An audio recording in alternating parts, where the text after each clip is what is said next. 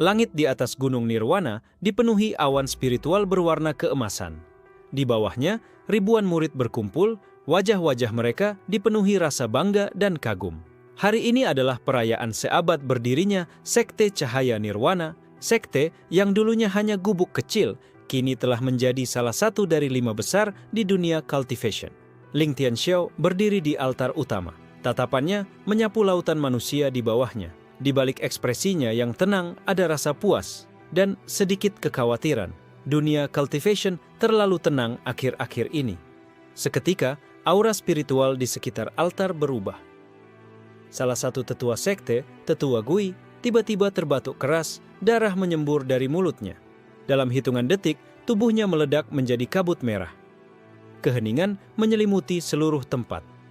Formasi pelindung sekte tidak aktif. Teriak salah satu murid penjaga formasi dari Menara Timur. Peringatan itu terlambat. Ledakan besar mengguncang area selatan gunung. Api dan ki iblis melesat ke langit. Puluhan siluet berkelebat di udara. Para penyerang telah menyusup. Ling Tianxiao langsung terjun ke medan. Dengan satu gerakan tangannya, pedang roh api raksasa muncul di langit, membelah udara dan membakar salah satu penyerang menjadi abu. Tapi jumlah musuh terlalu banyak. Dan mereka tahu kelemahan sekte ini dengan sangat baik. Dari balik asap muncul sosok perempuan berpakaian merah darah. Wajahnya cantik, dingin, dan sangat dikenal oleh semua murid. Ye Qingwu, murid paling berbakat, juga murid kesayangan Tianxiao. "Guru," katanya, "sekte ini akan hancur malam ini. Ini semua demi dunia cultivation yang lebih baik." "Pengkhianat!" seru Tianxiao, matanya merah membara, tapi rasa amarahnya kalah oleh luka di dalam hatinya. Bagaimana bisa dia tidak melihat niat busuk murid yang dia besarkan sendiri? Di langit muncul seorang pria berjubah hitam, bertanduk iblis di dahinya. Mo Tianyin, pemimpin sekte darah langit. "Ling Tianxiao," katanya dengan suara serak dan dalam, "akhir dari sektemu adalah awal dari kebangkitan kami." Pertempuran pecah di seluruh gunung.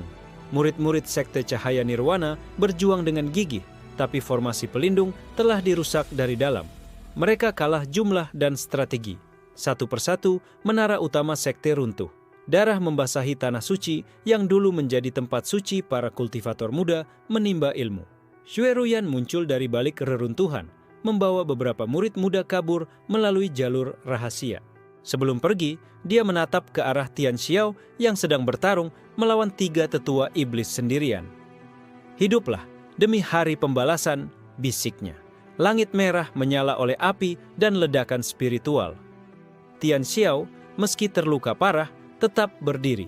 Namun saat tubuh Ye Qingwu menyatu dengan kekuatan iblis dan mengirimkan serangan pamungkas padanya, dia tidak bisa menahan lagi. Tubuhnya terlempar ke jurang gunung Nirwana. Dunia menjadi gelap. 3 hari kemudian, di dasar jurang yang dipenuhi kabut kematian, seorang lelaki tua pemburu binatang spiritual menemukan tubuh hangus yang nyaris tak bernyawa. Ketika ia mendekat, mata lelaki itu terbuka, mata penuh kebencian, tekad, dan kekuatan yang belum padam. Ling Tianxiao masih hidup, dan dari abu sektenya akan lahir sesuatu yang jauh lebih berbahaya. Angin lembab menyusup ke celah-celah hutan kabut di lembah hantu sunyi, tempat para pemburu spiritual dan pengungsi tinggal jauh dari pusat dunia cultivation. Disinilah tubuh Ling Tianxiao yang nyaris hangus perlahan dipulihkan oleh seorang tabib tua bernama Lao Wen. Tubuhnya lumpuh, namun matanya menyala dengan bara dendam yang tak bisa padam. 3 minggu berlalu. Tianxiao belum bisa menggerakkan tubuhnya, tapi ia menyerap qi dari dalam formasi kecil buatan Lao Wen. Setiap malam, ia mengulang-ulang pengkhianatan Ye Qingwu dalam pikirannya. Wajah, kata-kata, dan senyum palsu muridnya itu menjadi racun yang menambah kekuatan pada tekadnya. Lao Wen pernah menjadi kultivator tingkat menengah, namun sekarang lebih memilih mengasingkan diri dari dunia. Ia tak tahu siapa Tianxiao sebenarnya, hanya mengira ia adalah korban perang antar sekte. Tapi rasa hormat muncul dalam dirinya setiap kali melihat sorot mata Tianxiao. Di tengah latihan meditasinya, Tianxiao tiba-tiba tersedak darah. Qi-nya kacau. Inti spiritualnya telah rusak parah akibat serangan Mo Tianyin dan Ye Qingwu.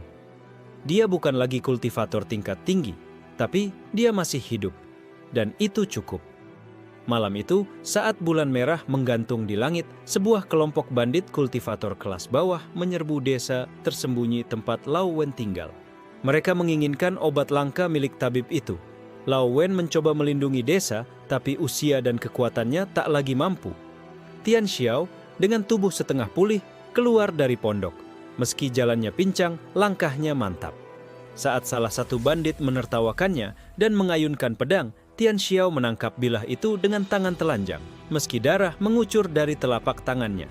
Orang sepertimu tak pantas disebut kultivator, katanya dingin. Dengan satu gerakan, ia menghantam dada si bandit dengan ki yang terkonsentrasi di satu titik. Teknik kuno yang sudah terlupakan. Nadi api tunggal.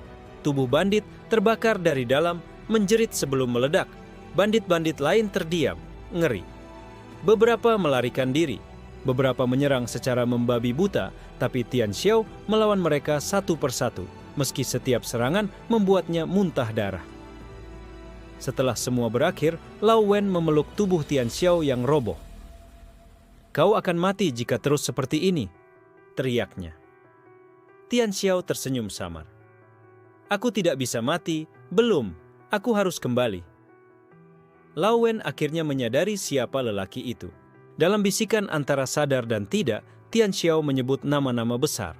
Mo Tianyin, Ye Qingwu, Sekte Darah Langit, Sekte Cahaya Nirwana. Nama-nama yang hanya muncul dalam kisah besar dunia cultivation. Beberapa minggu kemudian, Tian Xiao mulai menyamar dengan nama baru, Fang Mu. Ia memutuskan menyembunyikan identitas aslinya sebab ia tahu semua mata musuh mengincarnya. Seketika dunia tahu ia masih hidup, ia akan benar-benar diburu. Dalam penyamarannya, ia mulai menjelajahi dunia bawah, dunia para pengemis spiritual, pedagang organ roh, dan sekte kecil yang hidup dalam ketakutan.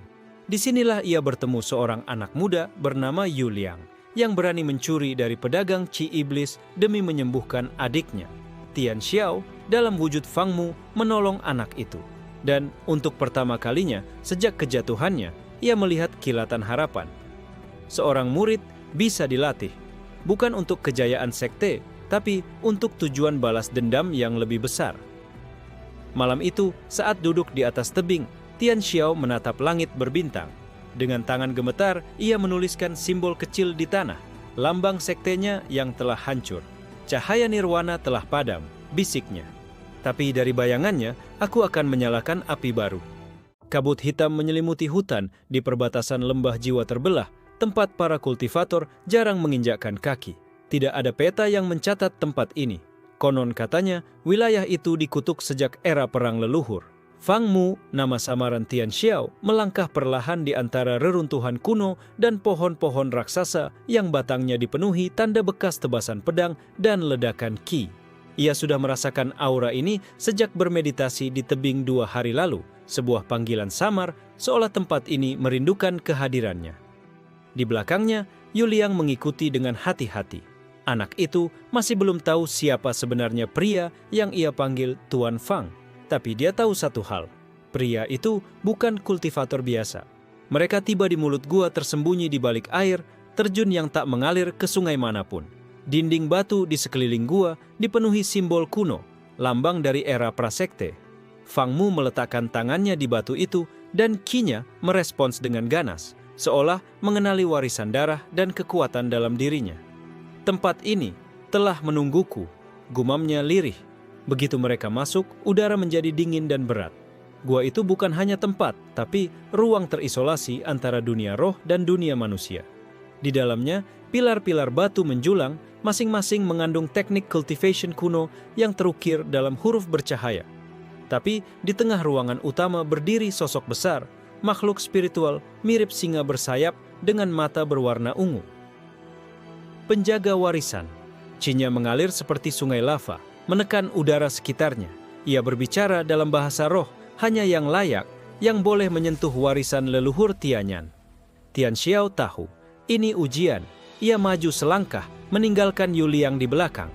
Meski tubuhnya belum pulih, ia berdiri dengan kepala tegak. Aku adalah murid terakhir dari Sekte Cahaya Nirwana, pewaris kehendak leluhur api langit. Jika aku tak layak, maka dunia ini pun tak layak untuk diselamatkan. Makhluk itu meraung, dan dalam sekejap dunia di sekitarnya berubah menjadi ruang ilusi penuh api. Tian Xiao berdiri di tengah lingkaran teknik ilusi yang menyerangnya secara mental dan spiritual. Rasa bersalah atas kematian murid-muridnya, pengkhianatan Ye Qingwu, dan kehancuran sektenya diputar ulang dalam pikirannya tanpa henti. Namun Tian Xiao tidak mundur. Ia tidak menolak ilusi itu, ia menerimanya. Ia memeluk rasa sakit itu, menjadikannya bagian dari dirinya. Saat ia berteriak menembus ilusi, tubuh spiritualnya terbakar, dan kemudian menyatu dengan elemen api dan cahaya yang murni.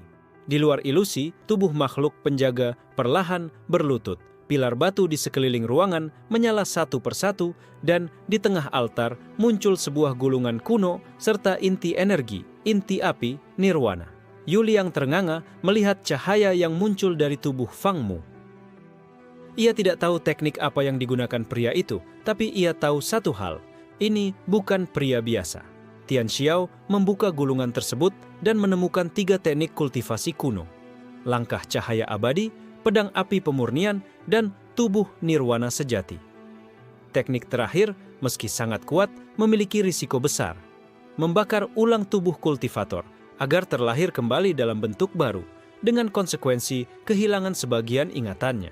Ia menatap teknik itu lama, lalu menyimpan semuanya ke dalam cincin penyimpanan. Belum saatnya, aku masih butuh semua ingatanku untuk membalas dendam. Saat mereka keluar dari gua, langit sudah gelap. Tapi di mata Fang Mu, cahaya yang mulai redup kini menyala lagi, lebih panas dari sebelumnya.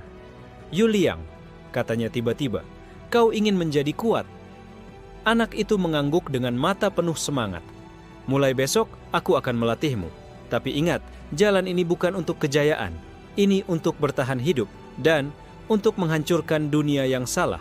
Di tengah hutan berbatu tempat suara burung pun enggan singgah. 2 sosok berdiri berhadapan di atas tanah yang baru saja dibersihkan. Fang Mu, Ling Tian Xiao dengan nama samarannya, menatap Yuliang yang berdiri tegap meski tubuhnya kurus dan penuh luka lama. Mulai hari ini, kau bukan lagi anak jalanan, ucap Fang Mu dengan suara rendah. Kau akan jadi kultivator, tapi bukan yang biasa. Kau akan kulatih untuk menghadapi dunia yang ingin melihatmu hancur. Yuliang mengangguk, matanya membara. Aku siap, guru. Latihan dimulai dari dasar. Tidak langsung teknik pamungkas atau ilmu pedang, tapi dengan duduk diam selama 5 jam penuh, menyatu dengan aliran ki alam. Bagi anak seperti Yuliang, ini menyiksa. Tubuhnya gemetar, alirannya tak stabil, tapi dia tidak mengeluh. Hari kedua, Fang Mu mengajarkan gerak nafas api murni, teknik pernapasan kuno yang dulu hanya diajarkan di inti sekte. Teknik ini memperkuat inti spiritual dan daya tahan tubuh, tapi sangat menyakitkan jika tubuh belum siap. Yuliang berdarah dari mulut dan hidung saat mencoba pertama kali. Tapi malam itu, dia bangun sendiri dan mencobanya lagi. Dan lagi, sampai tubuhnya terasa seperti dililit bara panas. Tapi dia bertahan. Bagus, gumam Fang Mu dari kejauhan. Anak ini punya nyali dan obsesi. Hari ketiga hingga ketujuh, latihan fisik dan spiritual digabung. Membelah batu dengan tangan kosong, berlari melintasi sungai lava ringan, formasi buatan Fang Mu, dan meditasi di tengah hujan jarum ki. Setiap malam, Fang Mu mengajarinya bukan hanya teknik, tapi juga filosofi. Dunia ini menghargai kekuatan, tapi kekuatan tanpa kehendak hanya akan jadi alat. Kau harus punya kehendak yang tak bisa dibengkokkan. Yuliang perlahan berubah, matanya mulai menunjukkan cahaya baru, tubuhnya lebih tegap. Dia mulai bisa menahan satu jurus sederhana dari Fang Mu tanpa roboh seketika. Namun, kekuatan mereka menarik perhatian.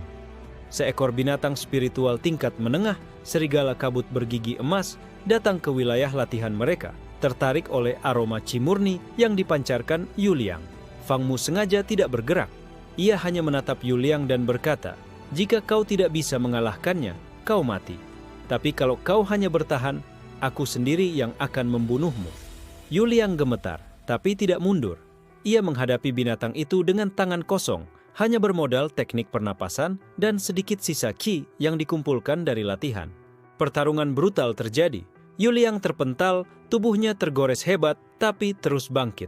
Di saat terakhir, ketika serigala itu melompat untuk mengoyak lehernya, dia menyalurkan semua qi ke satu pukulan, mengaktifkan jurus dasar dari langkah cahaya abadi, teknik yang baru ia lihat dari kejauhan saat Fang Mu berlatih sendiri.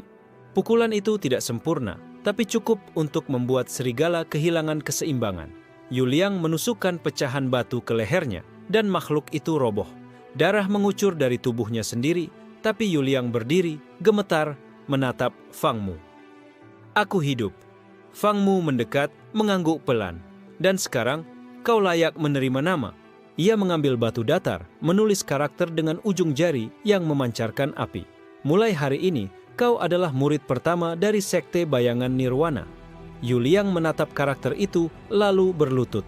"Aku bersumpah, aku akan hidup, bertarung, dan mati demi jalan guru." Malam itu, di bawah cahaya bulan tipis, api unggun kecil menyala. Di mata dua orang itu, tak ada sekte megah, tak ada bendera, tak ada murid ribuan, tapi sebuah sekte baru telah lahir di dalam bayangan. Sejak kematian serigala kabut, bergigi emas, wilayah hutan timur, lembah menjadi lebih sepi. Terlalu sepi.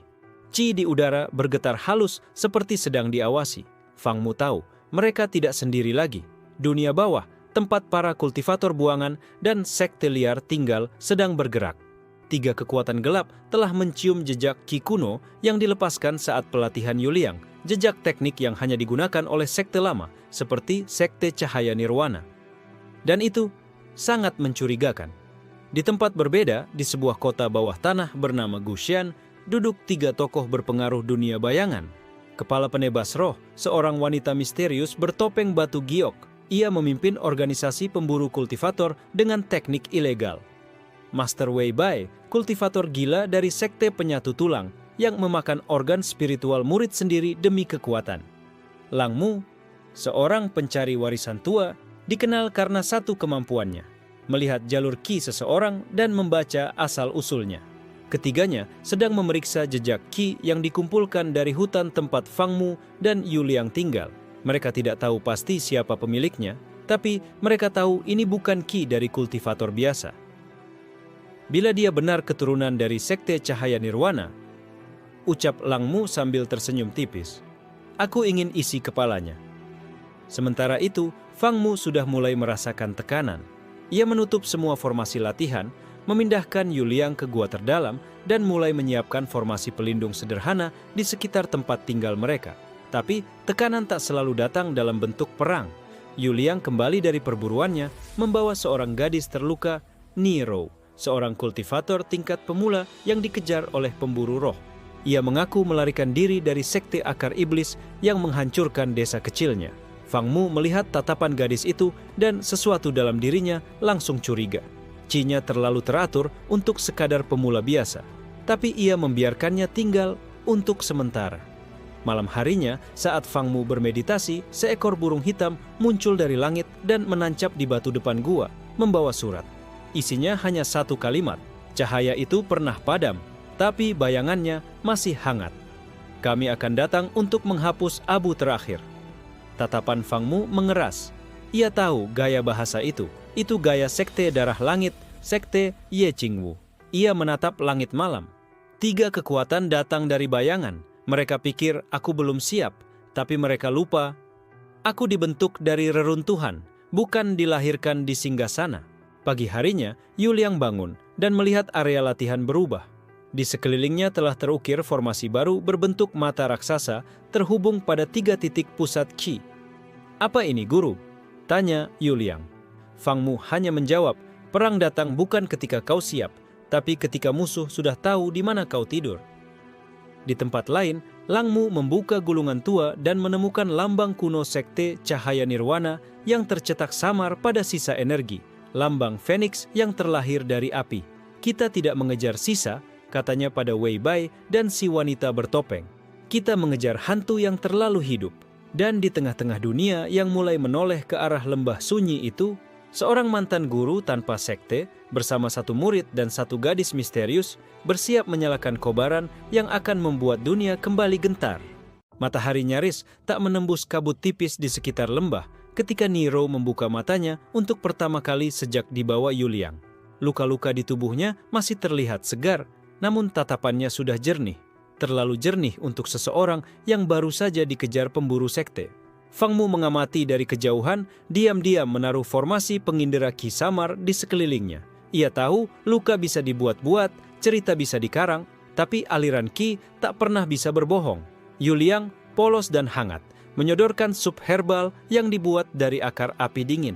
"Kau pasti lapar. Ini memang pahit, tapi bisa bantu pemulihan," katanya sambil tersenyum.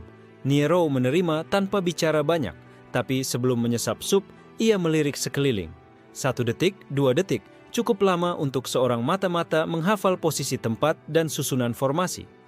Fang Mu menyadarinya, tapi dia tak berkata apa-apa. Ia hanya menutup matanya dan duduk bermeditasi. Malam itu, Nero keluar diam-diam dari tempat tinggalnya. Ia berjalan ke arah hutan dengan langkah ringan, seperti tak meninggalkan jejak. Tapi setiap langkahnya terekam dalam formasi ilusi yang telah dipasang Fang Mu sejak pagi. Di tengah hutan, Nero berhenti dan menyentuh liontin kecil di lehernya. Dari dalamnya keluar pantulan cahaya, sebuah mata. Mata ini bukan miliknya, melainkan simbol kontrak roh. Ia berbicara ke arah pantulan. Target ditemukan. Kemungkinan besar mantan pemimpin sekte Cahaya Nirwana. Tapi kekuatannya masih dalam proses pemulihan. Masih bisa dilumpuhkan. Dari balik cahaya, suara berat menjawab. "Pastikan dulu, jangan serang tanpa sinyal. Gunakan Yuliang sebagai umpan jika perlu." Mata itu padam. Nero menghela napas. Tapi saat ia hendak berbalik, suara lirih terdengar dari balik pohon. Lucu juga, biasanya mata-mata kiriman punya cover yang lebih meyakinkan. Fang Mu keluar dari bayangan. Tangan di belakang punggung, seperti guru yang memergoki murid menyontek. Nero tersentak, tapi tidak panik. Ia menarik napas dan berubah posisi bertahan. Chi-nya keluar dan terlihat jelas. Aliran bercabang 2. Ia bukan kultivator biasa. Ia dilatih dalam 2 jalur, bayangan dan racun roh. Fang Mu berjalan mendekat. "Apa tujuanmu, sekte darah langit, sekte penyatu tulang, atau kau milik organisasi pemburu kultivator yang lebih dalam dari semua itu?" Nero tak menjawab, tapi matanya menajam. Dalam satu gerakan, ia meluncur menyerang dengan belati racun, mengincar jantung Fang Mu. Tapi belatinya menembus udara. Sosok Fang Mu menghilang dalam sekejap dan suara muncul dari belakangnya. "Kau cepat, tapi masih terlalu bersih. Kau tidak punya niat membunuh." Nero berbalik. Fang Mu berdiri tepat di belakangnya, tangan menyentuh dahi. Cahaya kecil memancar dan sebuah ingatan diserap masuk. Ia melihat sekilas, Nero bukan sekadar mata-mata. Ia dijadikan umpan sejak kecil, seorang yatim piatu yang ditanamkan mata roh hitam di tubuhnya. Ia tidak melapor karena ingin, ia terikat. Fang Mu menarik tangannya. Nero roboh, berkeringat dingin, tubuhnya gemetar. "Jadi kau juga korban?" gumam Fang Mu. Malam itu, Fang Mu tidak membunuh Nero. Sebaliknya, ia menghapus sementara ikatan kontrak mata roh di dalam tubuhnya dengan teknik spiritual kuno yang sudah hilang sejak ratusan tahun. Proses itu menyakitkan. Nero menjerit dalam diam, menggigit kain sampai berdarah. Yuliang menemukan mereka pagi harinya. Nero pingsan.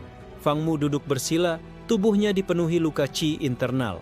"Guru, apa yang terjadi?" Fang Mu hanya menjawab, "Muridmu akan punya teman baru, tapi jangan percaya padanya sepenuhnya, belum."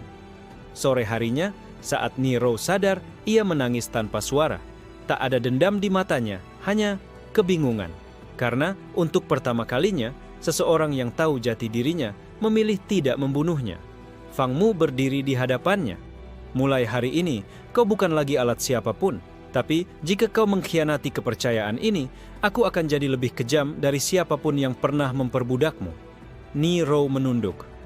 "Aku mengerti, guru." Kabut pagi menggantung rendah di mulut gua batu.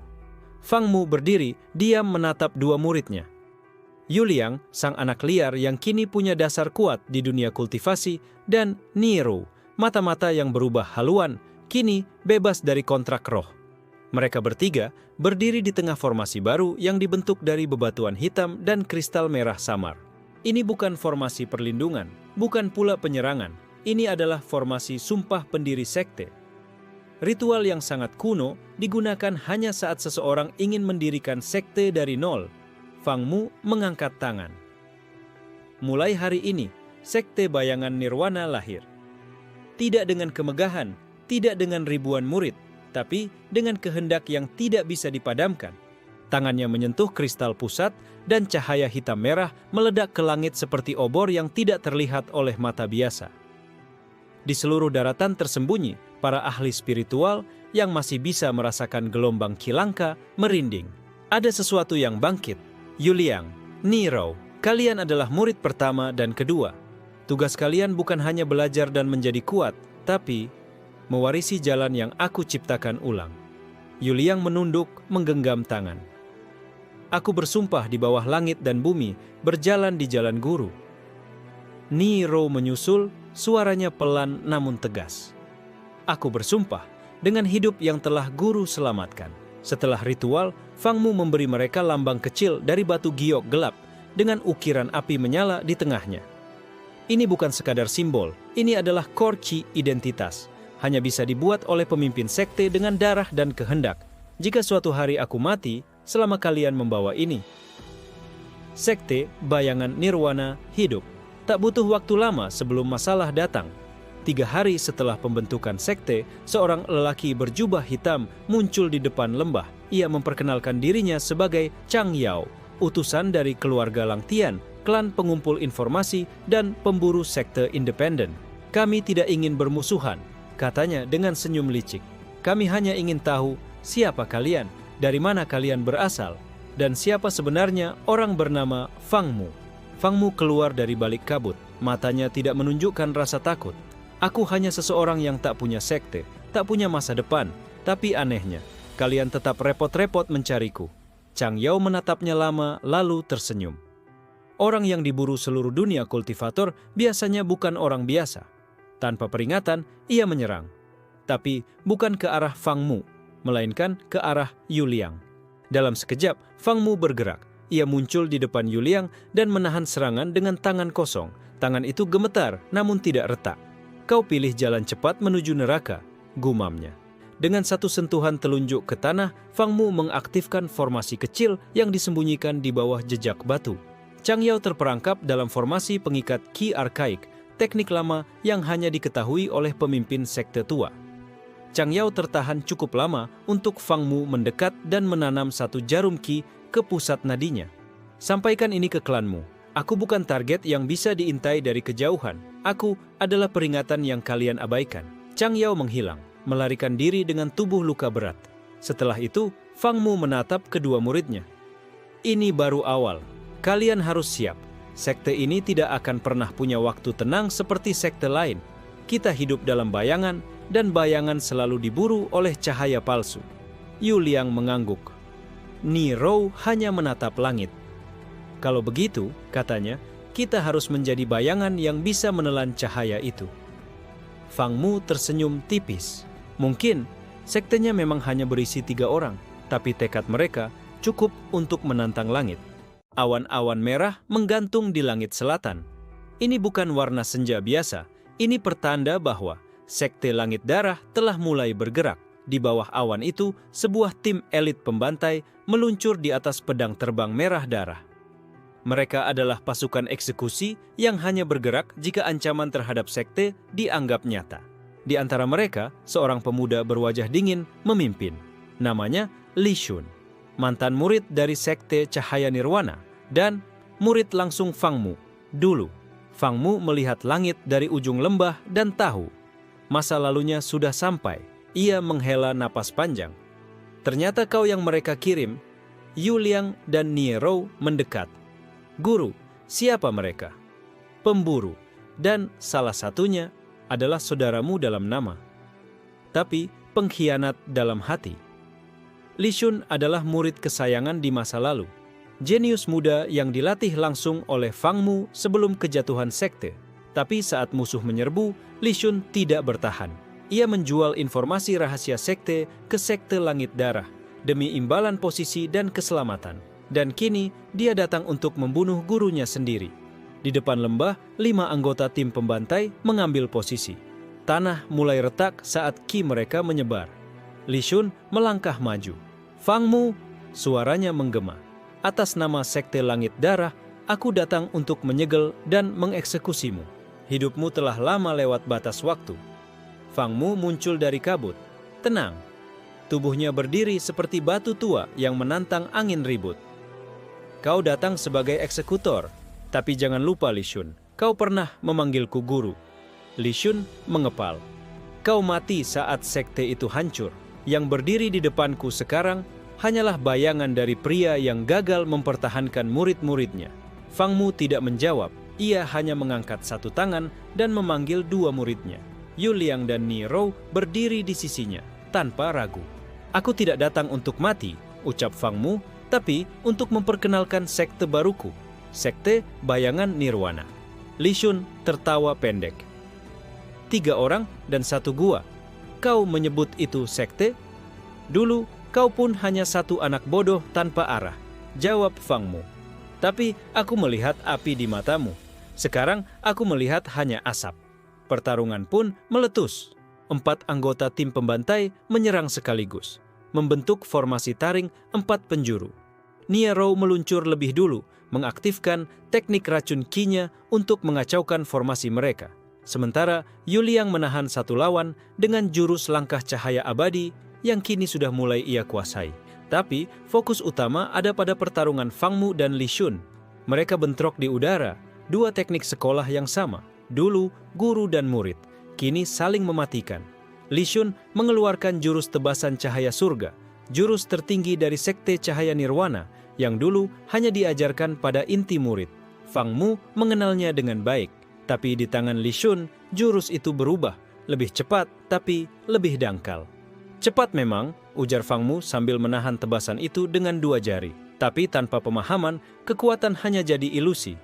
Ia membalik serangan, dan untuk pertama kalinya, Li Shun terpaksa mundur beberapa langkah. Sementara itu, Ni Rou berhasil meracuni 2 lawan hingga tidak bisa bergerak. Yu Liang menumbangkan 1 dengan pukulan tunggal yang mengguncang tanah. Tersisa Li Shun sendirian. Napasnya kasar. Ia melihat Fang Mu, lalu 2 murid itu, dan untuk sekejap wajahnya ragu. "Aku dulu hanya ingin hidup," bisiknya. "Kau bisa hidup, Shun," jawab Fang Mu. "Tapi bukan dengan membunuh mereka yang pernah menyelamatimu." Li Shun menggertakkan gigi, lalu menghilang dalam kilatan darah, teknik kabur khas Sekte Langit Darah. Pertarungan berakhir. Sekte Bayangan Nirwana bertahan, tapi Fang Mu tahu, ini hanya awal. Karena Li Shun pasti akan kembali. Dan lain kali, dia tak akan datang sendiri. Saat malam turun, Fang Mu berdiri di tepi tebing. Ni Rou membersihkan senjatanya. Yu Liang duduk di bawah pohon, napas masih berat. "Guru," kata Yu Liang, "itu tadi muridmu?" "Bukan lagi," jawab Fang Mu. "Sekarang hanya bagian dari masa lalu yang belum selesai." Di puncak Gunung Tian Shui, bangunan langit dari batu biru berdiri di antara awan. Tempat itu dikenal sebagai Paviliun Langit. 4 penjuru, lokasi pertemuan rahasia 4 sekte besar yang menguasai separuh wilayah kultivasi di dunia ini. Sekte Langit Darah, Sekte Petir Gunung Qing, Sekte Seribu Daun, dan Sekte Dewa Emas Barat. Di tengah aula utama, para pemimpin sekte duduk mengelilingi meja batu melingkar dengan formasi pelindung tingkat tinggi yang menutupi seluruh tempat. Tidak ada suara angin, tidak ada serangga, hanya ketegangan dan rahasia. Yang pertama bicara adalah Tuan Heihua, pemimpin Sekte Langit Darah. Matanya tajam, jubahnya berlapis ki darah yang berdenyut seperti nadi. Satu nama kembali bergaung di reruntuhan lembah selatan. Fang Mu. Seketika suasana jadi lebih dingin. Nama itu sudah seperti kutukan bagi para pemimpin lama. Mereka mengira dia sudah mati, terkubur bersama Sekte Cahaya Nirwana 5 tahun lalu. "Laporan kami," lanjut Tuan Heihua, menyatakan bahwa ia membentuk sekte baru. Bayangan Nirwana. Belum ada markas resmi, tapi ki-nya kembali mengalir, dan lebih kuat dari sebelumnya. Pemimpin Sekte Seribu Daun, Madam Lan, mengetuk meja. Kalau benar dia hidup, ini bukan sekadar nostalgia. Fang Mu tahu teknik yang seharusnya sudah hilang. Jika ia mengajarkan itu ke murid-murid barunya, Zhou Unjim, keseimbangan dunia kultivasi akan hancur, sambung pemimpin Sekte Petir Gunung Qing, Zhao Tianlei, dengan nada geram. Tapi pemimpin terakhir, Dewa Jinli dari Sekte Dewa Emas Barat, justru tersenyum. Kalian semua takut pada bayangan masa lalu, tapi aku melihat peluang. Kita bisa menjebaknya, memaksanya bekerja untuk kita. Dengan tekniknya, kita bisa menyatu menjadi sekte tertinggi. Tuan Heihua tertawa dingin. Kau pikir seseorang seperti Fang Mu bisa dikendalikan? Kalau tidak bisa dikendalikan, jawab Jinli pelan. Ya, dibunuh saja. Akhirnya, mereka sepakat pada satu hal. Fang Mu terlalu berbahaya untuk dibiarkan bebas. Dan karena masing-masing sekte punya ego sendiri, maka sebuah kompetisi pemburu akan dibuat, hadiah bagi siapapun yang bisa menangkap atau membunuh Fang Mu. Sebuah pengumuman rahasia mulai menyebar ke dunia bawah tanah para kultivator. Bayangan nirwana hidup. Hadiah 500.000 batu roh untuk informasi akurat. 1 juta jika dapat membawa kepala Fang Mu. Sementara itu, di lembah terpencil, Yu Liang sedang berlatih di bawah air terjun, mencoba menstabilkan ki dalam tubuhnya. Niro di sisi lain gua memperkuat racun rohnya dengan bantuan tanaman langka dari Fang Mu. Mereka tidak tahu apa yang sedang berkumpul di luar sana. Fang Mu duduk dalam meditasi di ruang dalam. Di hadapannya, formasi raksasa setengah jadi. Formasi itu bukan untuk bertahan, tapi untuk memanggil kembali roh kuno, Sekte Cahaya Nirwana, sebuah percobaan gila yang hanya bisa dilakukan oleh orang yang sudah kehilangan segalanya. Saat itu, seekor burung hitam dengan mata giok mendarat di pundaknya. Benda ini bukan burung biasa, tapi penyampai berita rahasia dari dunia bayangan. Fang Mu membaca isinya. Senyum tipis muncul di wajahnya. Konferensi sudah dimulai, gumamnya. Dan mereka akhirnya mengakuinya bahwa aku masih hidup. Ia berdiri menatap langit. Bagus, kalau begitu waktunya aku menunjukkan bahwa bayangan ini tidak sekadar hidup, tapi akan merobek langit. Malam turun tanpa suara di lembah tersembunyi tempat sekte, bayangan nirwana tumbuh dalam senyap, tapi malam itu keheningan pecah. 3 sosok berjubah hitam menembus kabut, melangkah ringan di atas permukaan tanah tanpa suara. Mereka adalah pemburu roh tingkat menengah, dikirim oleh Sekte Petir Gunung Qing melalui jalur tidak resmi. Tujuannya jelas, ambil kepala Fang Mu, dapatkan imbalan 1 juta batu roh. Salah satu dari mereka, wanita berambut perak bernama Wu Jiu, mengangkat tangan. Sesuai informasi dari burung giok, target ada di balik formasi alami kabut lembah ini. 3 lawan 1, terlalu mudah, ujar rekannya sambil tertawa kecil. Tapi saat mereka menjejakkan kaki ke batas lembah, tanah bergetar. Bam! Formasi pelindung aktif secara otomatis. Batu-batu mencuat dari tanah, membentuk pagar ki yang melingkupi lembah. Dan dari dalam kabut, suara terdengar. Kalau kau ingin kepalaku, ujar Fang Mu, muncul dari kegelapan dengan jubah panjang berkibar. Harap antre. Wu Jiu langsung menyerang, melepaskan jurus petir guntur pelangi, teknik khas Gunung Qing yang memecah formasi lawan dengan ledakan suara dan cahaya. Tapi cahaya itu tidak menembus, justru dibelokkan oleh lapisan kabut spiritual.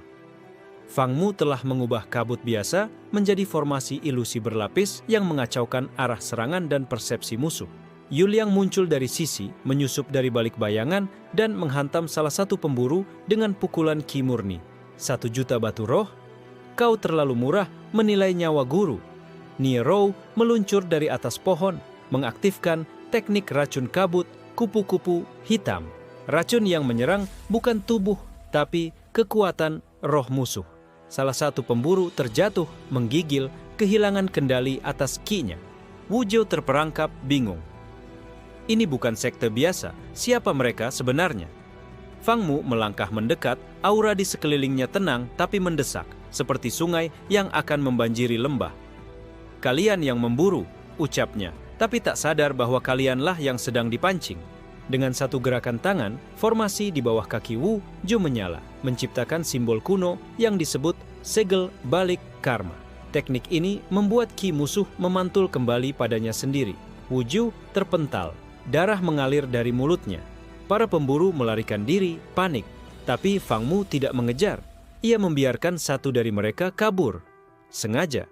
Karena ia tahu cerita tentang pemburu yang diburu akan menyebar lebih cepat dari kabar resmi. Beberapa hari kemudian, di kota bawah tanah Jingye, rumor mulai menyebar seperti api liar. Fang Mu masih hidup. Pemburu dari Gunung Qing kalah telak. Dia tidak hanya hidup, dia kuat dan berbahaya. Informasi ini masuk ke telinga orang-orang yang lebih kuat, termasuk satu sosok yang sangat mengenal Fang Mu, seorang wanita bermata dingin yang duduk di menara batu ungu. Namanya Zhen Lian, mantan sesama tetua sekte Cahaya Nirwana, kini pemimpin dari sekte Bayangan Asura. Dia kembali, bisiknya. Tapi apakah dia masih seperti dulu? Sementara itu, Fang Mu duduk di tepi tebing. Angin malam berhembus, membawa suara dunia yang semakin gelisah. Yu Liang menghampiri. Guru, akan lebih banyak lagi yang datang ya? Ya, jawab Fang Mu tanpa memalingkan pandangan. Tapi kali ini, kita yang menentukan bagaimana akhir cerita. Ni Rou duduk di sisi lain. Jadi, siapa target kita selanjutnya? Fang Mu tersenyum. Kita tak perlu mencari. Musuh akan datang sendiri. Tapi jika mereka tidak cukup cepat, ia berdiri. Mata hitamnya bersinar dingin. Kita akan menjemput mereka. Di langit utara, berdiri sebuah menara kelam di atas jurang hitam. Menara Asura, markas utama dari sekte Bayangan Asura.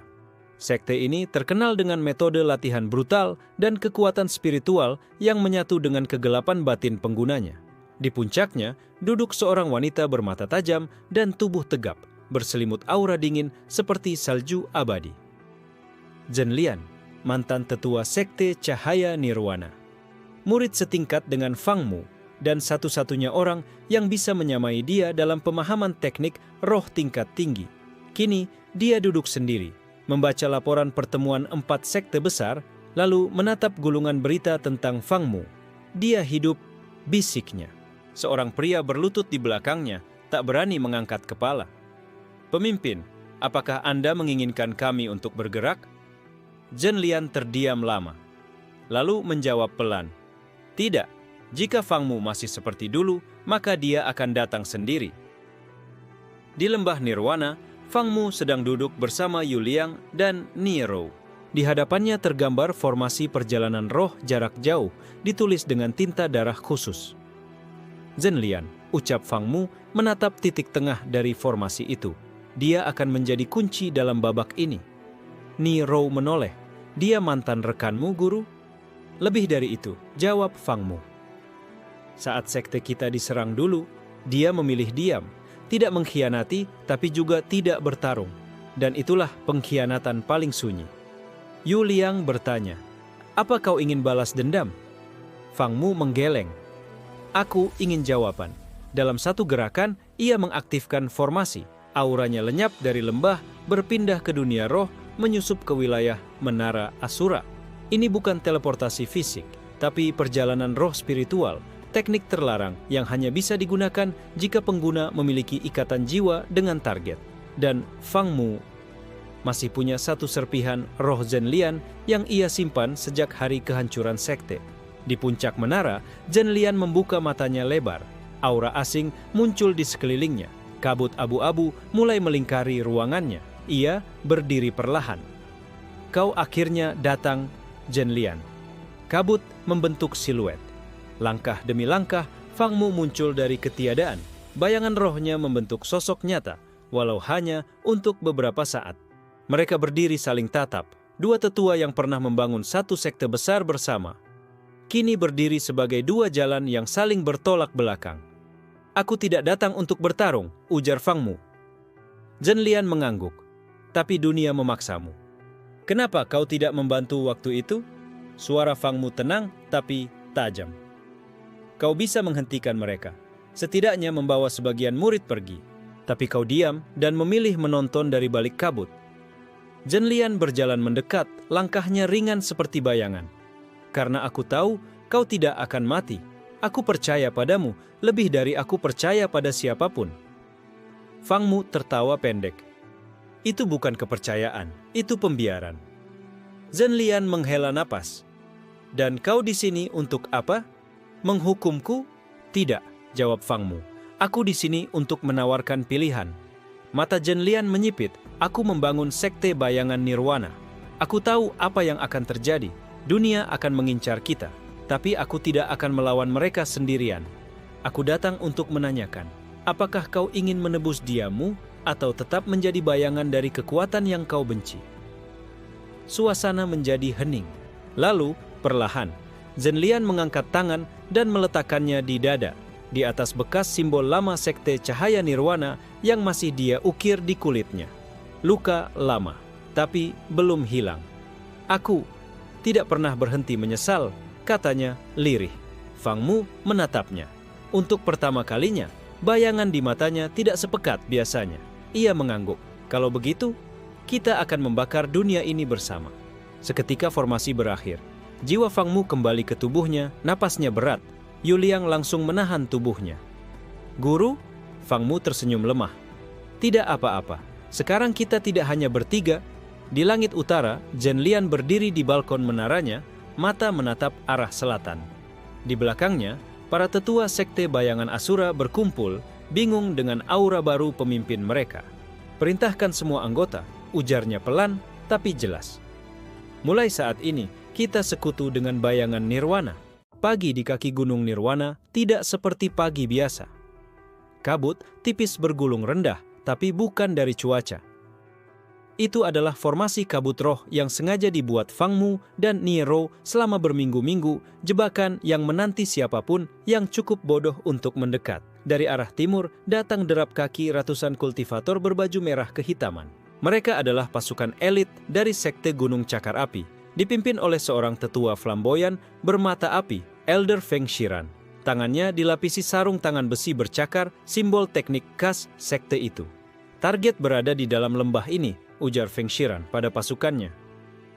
Fang Mu, hidup atau mati tak masalah, tapi kepala dan intinya harus kembali bersama kita. Di kejauhan, mata-mata dari berbagai sekte kecil menyaksikan dari balik pohon dan bebatuan. Mereka tahu, ini bukan lagi pemburuan, ini sudah seperti perang kecil, tapi Fang Mu sudah menunggu. Di tengah lembah, Yuliang berdiri di atas batu besar, memandang ke arah pasukan timur yang mulai masuk. Ia mengambil napas dalam-dalam. Aku tidak akan gagal. Dari balik kabut, Fang Mu mengaktifkan formasi penghisap jiwa yang memanfaatkan energi lawan untuk memperkuat medan spiritual. Begitu pasukan sekte Cakar Api melewati batas formasi, tanah berubah menjadi lumpur merah, menjerat kaki mereka seakan menghisap roh mereka perlahan. Feng Shiran melompat ke depan, menghantam tanah dengan cakar apinya, menciptakan ledakan api yang menghapus sebagian kabut. Tapi saat kabut menghilang, yang mereka lihat bukan lembah biasa, melainkan ilusi. Formasi pantulan realita. Pasukan itu kini melihat versi palsu dari Fang Mu dan para muridnya. Mereka menyerang dengan panik, menghancurkan bayangan, tapi semuanya kosong. Niro muncul dari sisi bukit, melontarkan racun roh dalam bentuk ratusan kupu-kupu hitam kecil. Mereka menempel di kulit para penyerbu, mengganggu aliran ki mereka. Dalam kekacauan itu, satu demi satu mulai tumbang tanpa disadari oleh rekan-rekan mereka. Ini bukan pertempuran kekuatan, ujar Fang Mu muncul di tengah medan dari balik formasi. Ini strategi. Feng Shiran menerjang ke arah Fang Mu dengan serangan cakar api langit ketiga. Teknik pemecah pelindung.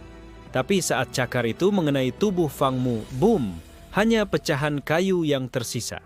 Ilusi. Fang Mu yang asli muncul di belakang Feng Shiran, menekan titik di lehernya dengan jarum roh bayangan. Seketika tubuh sang tetua membeku, ki-nya terhenti. Jangan khawatir, kata Fang Mu pelan, aku tidak akan membunuhmu.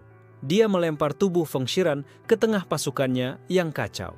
Kau akan kembali dan ceritakan bahwa ini bukan lagi permainan perburuan. Ini adalah deklarasi perang. Pasukan Cakar Api yang sudah kehilangan separuh anggotanya dalam formasi memilih mundur. Mereka tidak siap dengan perang psikologis dan jebakan spiritual. Mereka datang sebagai pemburu dan pulang sebagai korban. Malam itu, di lembah bayangan Nirwana, Fang Mu duduk bersama Yuliang dan Niro. Nero sedang meracik ulang racun dari bahan yang mereka dapat dari sisa-sisa pasukan musuh. Yu Liang memperkuat teknik ilusinya. "Apa mereka akan datang lagi, Guru?" tanya Yu Liang. "Ya," jawab Fang Mu, menatap ke langit. "Dan lebih besar. Tapi kita juga tidak sendirian," sambung Nero, menunjuk gulungan pesan yang baru datang, berisi simbol sekte bayangan Asura. Fang Mu membuka suratnya. "Kami akan mulai bergerak dari utara. Kirim tanda jika waktunya menyerang bersamaan." Zhenlian Fang Mu menggenggam surat itu. "Perang besar akan datang, tapi kita tidak hanya bertahan. Kita membangun ulang sesuatu yang lebih besar dari sekte cahaya nirwana." Di tempat lain, para pemimpin 4 sekte besar kembali berkumpul. Kali ini wajah mereka lebih tegang. "Fang Mu mengalahkan pasukan Feng Shiran," ujar salah satu, "dan dia telah bergabung dengan Zhenlian. Sekarang kita menghadapi 2 monster." "Lalu kita kumpulkan semua kekuatan kita," ujar Dewa Jinli, "dan kita akhiri ini sebelum dia menjadi lebih dari legenda." Sebuah kuil batu kuno yang berada di puncak Gunung Langit, tertutup menjadi tempat pertemuan rahasia para pemimpin 4 sekte besar: Sekte Petir Gunung Qing, Sekte Gunung Cakar Api, Sekte Langit Murni, dan Sekte Laut Dalam Jiwa. 4 bendera megah berkibar, mewakili masing-masing sekte, tapi suasana dalam aula utama terasa tegang dan penuh curiga. Di tengah ruangan, berdiri Dewa Jinli, tetua tertinggi dari Sekte Petir Gunung Qing, dengan mata menyala seperti kilat. Fang Mu bukan sekadar ancaman biasa, dia bukan hanya hidup, dia membangun sekte baru, merekrut Zhenlian, dan mulai menyerang wilayah kita satu persatu, ucap Jinli lantang. "Kita tak bisa diam lagi." Elder Feng Shiran hadir dengan lengan dibalut perban dan wajah dipenuhi amarah. "Aku melihat sendiri tekniknya. Dia sudah melampaui batas kultivator biasa. Kalau dibiarkan, dia akan menjadi legenda hidup yang tak bisa kita sentuh." Pemimpin Sekte Langit Murni, Mei Yushen, wanita dengan rambut perak dan aura menyatu dengan langit, menyela, "Aku setuju untuk bergerak, tapi kita perlu tahu satu hal penting, siapa yang memberi dia ruang untuk bertumbuh kembali." Seketika mata semua orang beralih pada Elder Liu Shu dari Sekte Laut Dalam Jiwa, pria bertampang tenang dengan jubah biru gelap. Liu Shu hanya tersenyum tipis. "Kalian pikir aku yang membantu Fang Mu? Jangan bodoh. Siapa yang menyebarkan info lokasi Fang Mu saat dia pertama kali muncul kembali? Itu dari agenku," katanya pelan. Tapi suasana sudah berubah. Kecurigaan tumbuh, bukan hanya pada Fang Mu, tapi satu sama lain. Sementara itu, di lembah bayangan nirwana, Fang Mu duduk di ruang meditasi, di hadapannya ada segulungan peta kuno. Tertulis di sana, "Jalur kuno menuju kuil rahasia langit hitam, tempat di mana artefak utama dari sekte cahaya nirwana dulu disembunyikan sebelum sekte itu hancur. Jika 4 sekte mulai bersatu, kita tak bisa hanya bertahan," ujar Yu Liang sambil mempelajari peta. "Kita perlu sesuatu yang membuat mereka takut menyerang lagi." Fang Mu mengangguk. "Artefak itu, cermin jiwa kedua. Jika kita mendapatkannya, aku bisa mempercepat pemulihan inti roh kuku dan membuka teknik terlarang yang bahkan para tetua dulu takut gunakan," sambung Nero. Mereka bersiap, tapi sebelum mereka bergerak, seekor burung hitam masuk ke ruang pertemuan mereka, membawa gulungan rahasia dari Zhenlian. Mereka mengadakan pertemuan. Tapi hati-hati, ada pengkhianat di antara mereka. Dan bukan siapa yang kalian kira. Fang Mu menatap isi surat itu dengan mata tajam. "Menarik. Kalau begitu, kita pecah pertempuran sebelum mereka sempat bergerak bersama." Kembali ke kuil pertemuan, ketegangan mencapai puncaknya. Elder Liu Shu memandang ke langit dari balkon kuil, lalu berbisik sendiri. Langit mulai bergerak dan kalian semua sibuk berdebat.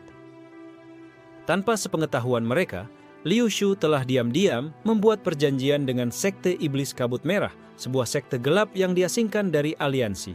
Ia ingin membiarkan Fang Mu dan 4 sekte besar saling menghancurkan, lalu datang sebagai penyelamat. Tapi dia tidak sadar, Fang Mu sudah mencium niat liciknya. Di saat yang sama, dari dalam bayangan kuil, seorang agen rahasia dari Zhenlian mengamati pertemuan dan mengirim sinyal ke langit, 3 ledakan cahaya kecil tanda bahwa pengkhianat telah teridentifikasi. Di tengah malam, Fang Mu berdiri di tepi lembah, melihat sinyal itu bersinar di kejauhan. ia menggenggam cermin kecil di tangannya, bagian pertama dari cermin jiwa kedua, yang sudah berhasil ia temukan diam-diam dari reruntuhan lama. Permainan ini makin dalam, gumamnya. Dan sekarang, kita tidak hanya melawan kekuatan dari luar, tapi juga rencana dari dalam. Fang Mu, Yuliang, dan Niero tiba di reruntuhan kuno yang tersembunyi di dalam hutan jiwa yang mengutuk, tempat di mana bagian terakhir dari cermin jiwa kedua diyakini berada. Hutan ini dulu merupakan bagian dari wilayah sekte cahaya nirwana sebelum dihancurkan dan disegel oleh 4 sekte besar. Sekarang, tempat itu adalah tanah terlarang, dihindari oleh semua orang, kecuali mereka yang tidak takut mati. Langkah mereka memasuki hutan terasa berat, bukan hanya karena tekanan spiritual yang terus meningkat, tapi karena suara bisikan. Setiap pohon di hutan ini menyimpan roh yang belum bereinkarnasi, para korban masa lalu, para murid, dan tetua yang dibantai saat sekte hancur.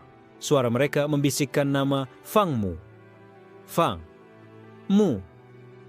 Yuliang terlihat goyah. Niro langsung menempelkan jimat penenang jiwa ke lehernya. Kuatkan hatimu. Di sini, keraguan adalah kematian.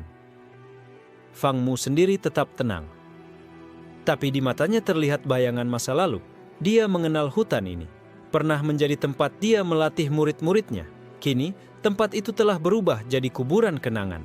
Mereka tiba di pusat hutan, di hadapan sebuah kuil yang hancur sebagian. Di dalamnya, ada altar batu dengan ukiran segel berbentuk mata. Di atas altar, mengambang serpihan kaca transparan berkilauan samar, bagian terakhir dari cermin jiwa kedua. Tapi saat Fang Mu melangkah maju, tanah di sekitar altar bergetar. Dari bawah kuil muncul sesosok tubuh besar memakai jubah kultivator tua, dengan separuh wajahnya meleleh dan aura jiwanya terpecah. Roh yang belum selesai hidup, belum juga mati. Itu adalah Elder Weng Zhou, mantan kepala pelatih sekte cahaya nirwana. Tapi kini, dia hanyalah roh terperangkap oleh kebencian dan rasa bersalah. Fang Mu, desisnya. Kau yang menyebabkan kehancuran kami. Fang Mu tidak menghindar. Aku tahu, aku pantas disalahkan, tapi aku juga satu-satunya yang masih mencoba menebus semuanya. Fang Mu. Weng Zhou meraung dan melontarkan serangan energi roh berlapis hitam. Yuliang mencoba melindungi mereka, tapi serangan itu terlalu cepat. Fang Mu bergerak maju, menyerap serangan itu dengan teknik penyerapan bayangan jiwa, lalu berdiri di depan roh tua itu. Kalau kau ingin menebus semuanya, maka beri aku bagian cermin itu. Bantu aku menghancurkan musuh yang sesungguhnya. Roh Weng Zhou menggigil, tubuhnya goyah. Dalam sekejap, bayangannya menyusut, lalu perlahan berlutut. Kalau kau bohong, aku akan menunggumu di akhirat. Dan dengan itu, roh itu melebur, meninggalkan seberkas cahaya yang melayang ke arah cermin. Kedua bagian cermin menyatu, membentuk cermin jiwa. Kedua yang utuh bersinar dengan kekuatan spiritual yang luar biasa. Fang Mu memegang cermin itu. Detik berikutnya, seluruh dunia spiritual di sekitarnya membeku. Dalam pantulan cermin, dia melihat sekilas bayangan wajah seseorang. Dirinya sendiri, tapi dengan mata keemasan dan tawa yang mirip iblis. Jiwa keduamu, bisik Niro, selama ini tersembunyi. Fang Mu diam. Cermin itu tak hanya memperkuat kekuatan spiritual, ia memanggil sisi tersembunyi dari penggunanya. Sisi yang ditinggalkan, sisi yang terbuang saat Fang Mu mencoba menjadi pemimpin sempurna. Sekarang, kedua sisi itu bersatu kembali. Di luar hutan, para pengintai dari Sekte Laut Dalam Jiwa melaporkan kembalinya Fang Mu dengan artefak suci. Mereka buru-buru mengirim pesan ke Elder Liu Shu. Dia berhasil, dia punya cerminnya. Liu Shu tersenyum di balik meja batu. Bagus, biarkan dia menggunakannya. Semakin kuat dia, semakin besar kejatuhannya. Tapi tanpa sepengetahuan Liu Shu, burung hitam Zhenlian juga telah menyampaikan laporan yang sama pada sekutu bayangan nirwana di utara dan barat, dan dari arah barat, kekuatan baru mulai bergerak. Sekte yang dulu dianggap lenyap, sekte darah tenang yang dipimpin oleh seseorang yang pernah menjadi murid Fang Mu sendiri. Malam itu, di bawah cahaya bulan merah, Fang Mu berdiri di puncak kuil tua, memegang cermin jiwa kedua. Di balik matanya, dua kekuatan bergolak. jiwa lamanya yang penuh kesabaran dan kebijaksanaan, dan jiwa bayangannya yang siap menghancurkan semua yang telah menghancurkannya dulu. Perang telah berubah bentuk, ucapnya. Sekarang saatnya menciptakan neraka yang baru. Langit berubah warna. Awan menjadi merah darah. Angin membawa suara tangis roh-roh lama. Di lembah bayangan nirwana, Fang Mu berdiri sendirian di atas altar batu. Di tangannya, cermin jiwa kedua bersinar terang, terlalu terang, hingga bahkan Yu Liang dan Nero tak berani menatapnya langsung. Aura Fang Mu telah berubah, bukan hanya kuat, tapi dalam kekuatannya ada rasa kekosongan. Dia sudah memecah batas kultivator biasa, bisik Nero. Yu Liang menggertakkan gigi, tapi bukan tanpa harga. Dari segala penjuru, musuh datang. Dari timur, pasukan penuh dari Sekte Gunung Cakar Api dipimpin langsung oleh Feng Shiran yang telah pulih. Dari barat, kekuatan misterius Sekte Darah Tenang datang dengan pemimpin mereka. Mo Zhen, murid lama Fang Mu yang dulu dianggap mati saat pengkhianatan. Guru, suara Mo Zhen berat, matanya seperti tak lagi menyimpan manusia. Kini aku datang bukan untukmu, tapi untuk menggantikanmu. Dari utara, pasukan gabungan Sekte Petir Gunung Qing dan Sekte Laut Dalam Jiwa menyatu, dipimpin langsung oleh Dewa Jinli dan Liu Shu, yang kini telah mengikat kontrak rahasia dengan roh iblis demi kekuatan. Dan dari langit, puluhan ahli terbang dari Sekte Langit Murni datang membawa formasi penghancur berskala besar. Formasi pengikat 4 arah, sebuah teknik yang dirancang khusus untuk membunuh satu orang. Fang Mu. Fang Mu berdiri tenang. Tapi dalam matanya, dua warna bertarung, hitam dan emas. Jadi kalian semua datang. Bagus, katanya dingin. Dia mengangkat cermin ke langit. Langit pecah, cermin jiwa. Kedua tidak hanya mencerminkan kekuatan jiwa, tetapi memperlihatkan segala kelemahan musuh yang datang dengan niat membunuh. Dalam sekejap, formasi di langit runtuh. Elder Sekte. Langit Murni mendadak menjerit terkena pantulan dari ketakutannya sendiri, masa lalu yang ia sembunyikan. Di tanah, Feng Shiran menyerang dengan cakar langit ketiga, tapi pantulan cermin menunjukkan trauma masa kecilnya. Sejenak, dia ragu. Dan itu cukup bagi Nero untuk melemparkan racun jiwa ke arah jantungnya. Yu Liang memimpin pasukan murid-murid baru bayangan Nirwana bertempur dengan formasi ringan dan tipu daya. Mereka tidak banyak, tapi setiap langkah mereka dipandu oleh formasi yang telah disiapkan Fang Mu sejak berminggu-minggu lalu. Mo Zhen maju sendiri menantang gurunya. Berhenti guru, kita tahu kau sudah bukan orang yang sama lagi. Fang Mu menatap mantan muridnya. Justru karena aku bukan orang yang sama, aku bisa menyelamatkan dunia ini dari kebusukan seperti kalian. Mereka bertarung, cepat, dahsyat, hampir tak terlihat mata biasa. Setiap tebasan Mo Zhen mengandung kemarahan dan rasa pengkhianatan, tapi setiap tangkisan Fang Mu mengandung kesedihan. Kalau kau masih punya hati, maka jangan pakai cermin itu sampai selesai. Bisik Mo Zhen terluka parah. Tapi saat itu, jiwa kedua Fang Mu, sisi gelap yang dipanggil oleh cermin, akhirnya lepas dari dalam dirinya. Bayangan kembar Fang Mu muncul, versi dirinya dengan senyum dingin, mata keemasan menyala, dan aura kegelapan yang membekukan tanah di sekitarnya. Akhirnya, kata sosok itu, aku bebas. Fang Mu berlutut menggigil. Tidak, ini bukan yang kuinginkan. Jiwa gelapnya melayang ke tengah medan pertempuran, dan dengan satu kibasan tangan membakar sebagian lembah menjadi tanah mati. Sekutu dan musuh sama-sama mundur, ketakutan. Tapi sebelum semuanya hilang kendali, Nero berlari ke arah Fang Mu, memegang pundaknya. Ingat siapa kau, Fang Mu. Kau adalah pemimpin kami. Sekalipun kau terjatuh, kami tetap memilihmu. Dan Yu Liang, meski berdarah-darah, berdiri di samping mereka. Kita bukan sekte biasa. Kita adalah bayangan nirwana, dari gelap menuju cahaya. Fang Mu mengangkat wajah. Cermin jiwa kedua bersinar lagi. Dan untuk pertama kalinya, cermin itu mencerminkan dirinya sepenuhnya. Gelap dan terang bersatu. Sisi baik dan sisi jahatnya menyatu kembali ke dalam tubuhnya. Dengan itu, kekuatan spiritualnya meledak. Tapi kali ini, tenang, bukan liar. Satu gebrakan tangan dan roh bayangan itu melebur ke dalam dirinya, menjadikannya dewa jiwa nirwana, kultivator terakhir yang pernah menyentuh ranah roh murni. Musuh runtuh satu persatu. Tapi Fang Mu tidak membunuh mereka. Dia hanya berkata, "Kalian datang untuk mengakhiri aku, tapi kalian justru menyatukan aku. Pergilah dan sampaikan pada dunia, sekte bayangan nirwana tidak hanya hidup, kami telah bangkit, dan kami akan menata dunia dengan cara kami sendiri." Musuh mundur, dunia berubah. Fang Mu duduk di atas singgasana batu dengan Yu Liang di satu sisi, Ni Rou di sisi lainnya.